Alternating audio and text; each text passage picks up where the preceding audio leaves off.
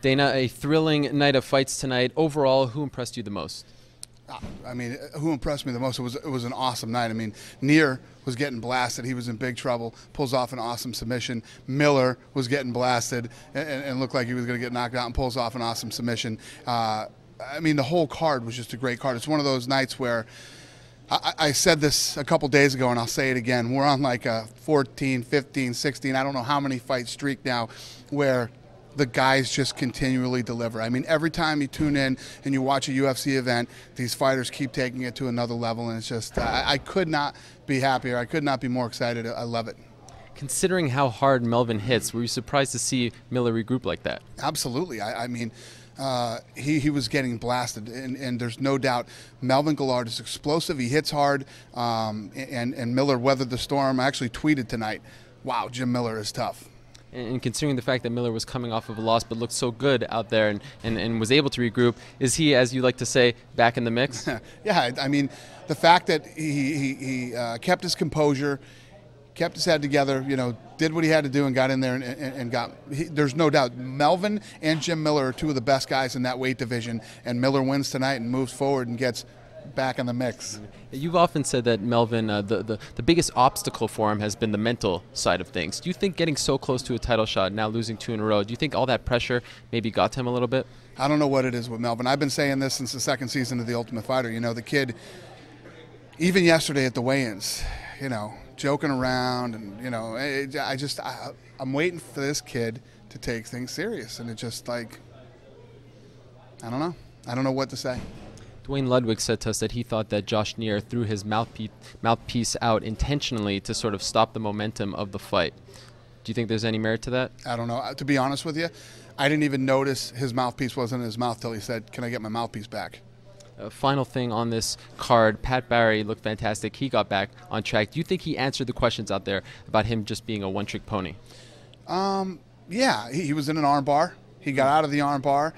He was in a war with a big, powerful guy, and he looked good tonight. The thing about Pat Barry is, whatever your opinion of his fighting style is, or whether you think he's a one-trick pony, he is never in a boring fight. He is one of the most exciting heavyweights out there. Let's look ahead. Next Saturday night, the UFC returns live and free on Fox. You've got a great triple header. This week, the card changed a little bit. What was the ultimate reason why you decided to switch things up and put, obviously you had the injury, but why Bisping versus Sonnen and then Weidman versus Maia? Well, the reality is if we have Bisping versus Sonnen, one of them's getting a shot at Anderson Silva this summer. So that fight was a no-brainer to make. And then, I saw that the fans were screaming for Palhares to get a fight with Demian Maia. I tried to set that fight up. Palhares said that he was banged up, so we ended up getting Chris Weidman in there, which I love that fight too. Chael Sonnen said today on a conference call that he is 100% certain, he will guarantee it, that even if he wins this fight, Anderson Silva won't fight him. Do you think that's just Chael being Chael? Absolutely. I 100% right here now guarantee you that if Chael Sonnen wins that fight, Anderson Silva will fight Chael Sonnen this summer. And will it take place in Brazil?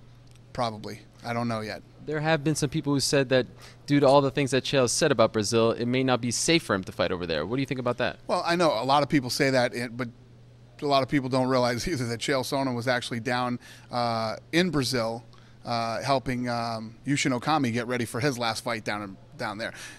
For as many people that, Brazilians that hate Chael Sonnen, there's a lot that like him too.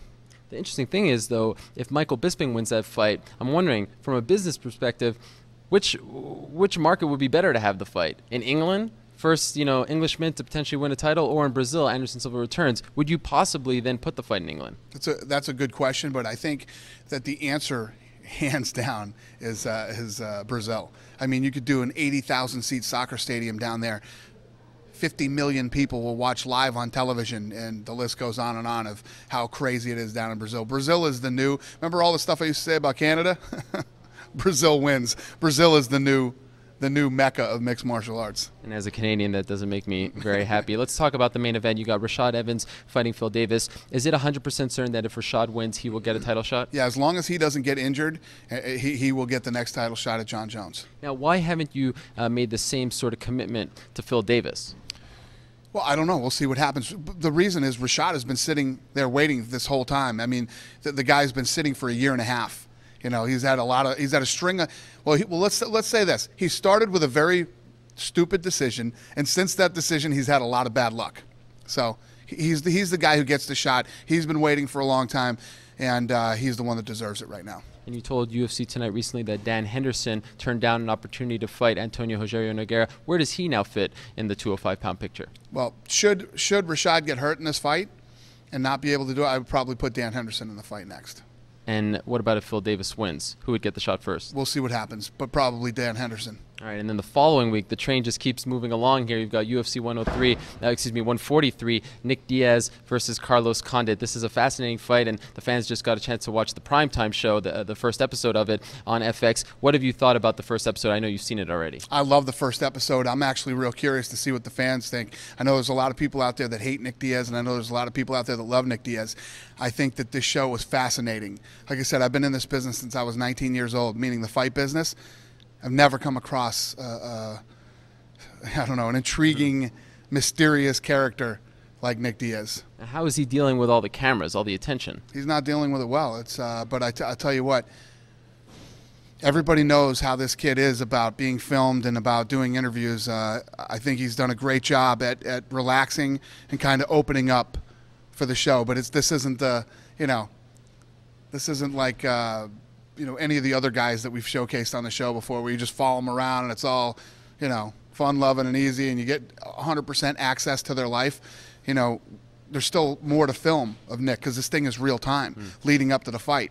So I think what we're doing here is we're kind of breaking him down piece by piece and kind of opening him up a little bit and making him trust what's going to be filmed about him. I hope so, anyway. I mean, I don't know how Nick Diaz can call me tonight and freak out and say this piece on him was terrible.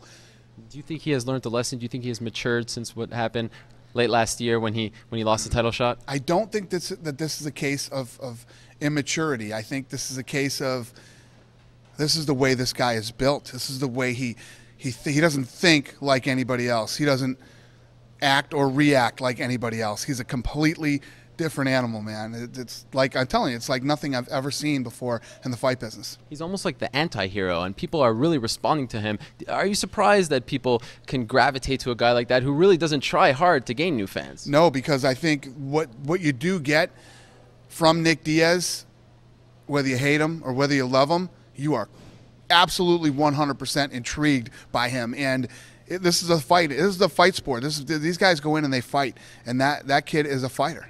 All right, final thing on that card. Obviously, it's for the interim welterweight title. It sounds like GSP's rehab is going very well. Is there a chance that the winner of that fight may have to fight one more time before fighting GSP? GSP's rehab could not be going better. I kid you not, he texts me every day. Tonight during the fight, he was texting me pictures of him kicking, of him doing things. He says, I am praying every night when I go to bed that Nick Diaz wins this fight. I have never seen George St-Pierre hate somebody.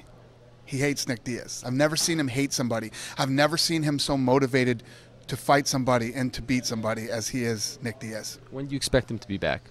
I think he's ahead of schedule now, being the freak of nature that he is and the hard worker and dedicated athlete that he is. I think he's going to be back sooner than doctors anticipated. So perhaps the summertime? Yes.